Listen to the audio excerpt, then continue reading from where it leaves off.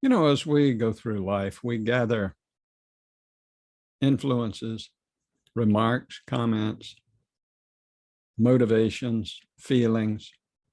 Some of those really help us through life, and some of them maybe not so much. Hi, I'm Charles Burke, and I help people find the good stuff in their mind and in themselves and dismiss the unhelpful stuff and maybe get rid of it for good. I was new in a small southern city. I was still young then. I took a job driving a taxi. I didn't know that you had to know the streets, but no problem. I had a good map. I could call the dispatcher if I needed to. So I took the job and I was getting used to it. I was working night shift, 5 p.m. till 6 a.m., 13 hours. And the passenger that got in my cab one night, he asked me, "Hey, can you take me to my ex-wife's house?" Well, sure. Where is it? It's over on the north side. He gave me an address. Oh, yeah. Okay. I know that. So off we went. He said, "But before we get there, can you kind of stop at this place and I'll just go in and get a quick drink and then we'll go on." Yeah, sure. But I have to keep the meter running, you know. Yeah, no problem. He went in. He came right back out and he was really grouchy. He said, wouldn't sell me a drink. Said, I've been drinking already. Well, yeah, he had definitely been drinking already. He was lubricated, but his words weren't slurred and he didn't seem to be stumbling around. So I thought, he's probably okay. He asked me if I would stop at the next liquor store and get him a pint of whiskey. Yeah, sure. This is a fairly common service, driving a taxi in a small southern town. So the next liquor store, sure enough, I went in. I got him the whiskey, came back out. He took a couple of good swigs of it. He said, okay, now I think I can face my ex-wife. When we got there, he went up to the front door. And when she came, she took one sniff. You know, I told you never come around here if you've been drinking again. And besides, you know you oughtn't be drinking when you've got diabetes.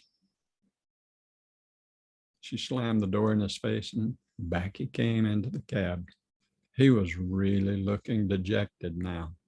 He couldn't even talk to his ex-wife. Well, he said, take me to the bus station, driver. Okay. And we went back toward the center of town.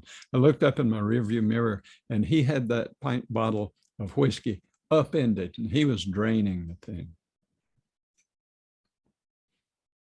Well, before we got to the station, he had passed out in the back seat. He was out cold. I tried talking to him. I stopped the cab, reached back and tried to shake him awake. Nah, he was out. Well, I didn't know what to do. I called the dispatcher and asked him what to do. He was a man of vast experience. And he said, oh yeah, this happens. Just take his money and roll him out into a back alley somewhere, just leave him there. Well, you know, this wasn't something I could do. It was raining pretty heavily and just on common decency. You know, you can't rob a guy, you can't throw him out in the street, or I couldn't. Anyway, I wasn't really sure what to do. I just kept driving toward the bus station. And then I stopped a cop car that was driving past, stopped the cruiser and asked the cop, what can I do with this guy in the back seat? Is there a detox center anywhere around in town? Yeah, come on, follow me. I'll show you where it is. He led me there, and it was down in a deep hollow, the lowest part of the city, the part of the city that kind of floods every time it rains. We were in the parking lot. We dragged him out of the car. I took one end. The cop took the other. We carried him across the parking lot and then down some steps. It was flooded at the bottom. We waded through that, up some more steps.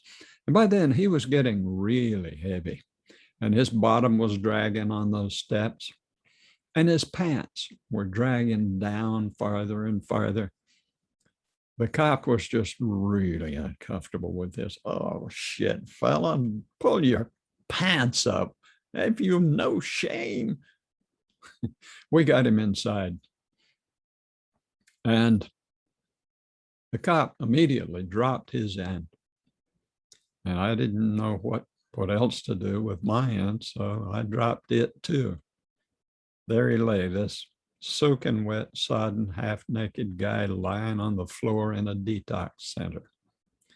The cop talked with the lady behind the desk, and he turned to me and said, "Okay, I'll take care of the details from here.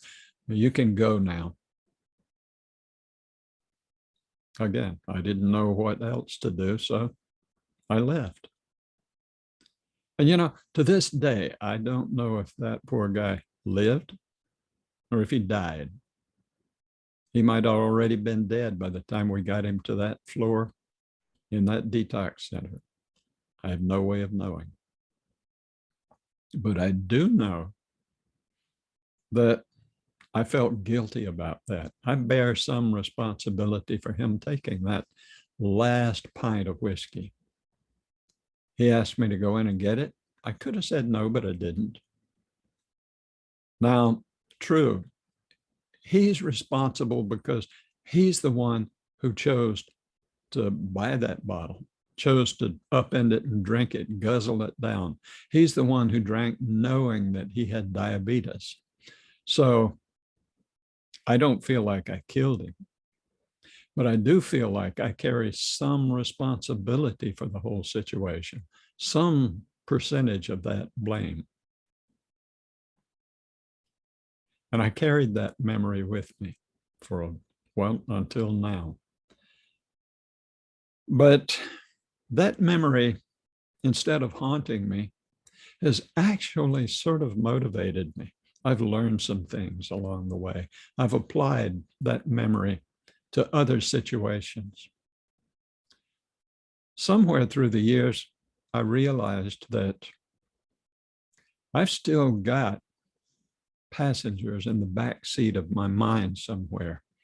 Passengers asking me to do this, telling me to do that, stuff that may or may not be wise to do. And none of them seem to be suicidal like that passenger. But they haven't always been really helpful. And over the years, I have learned how to choose and select the voices, the passengers that I listen to.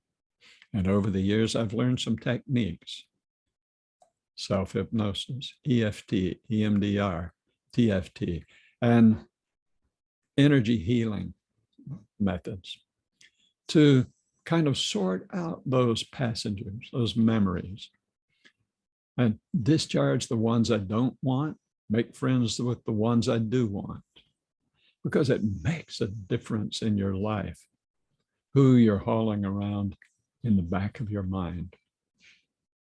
I'm Charles Burke, and I help people choose the right passengers for the best life they want to live.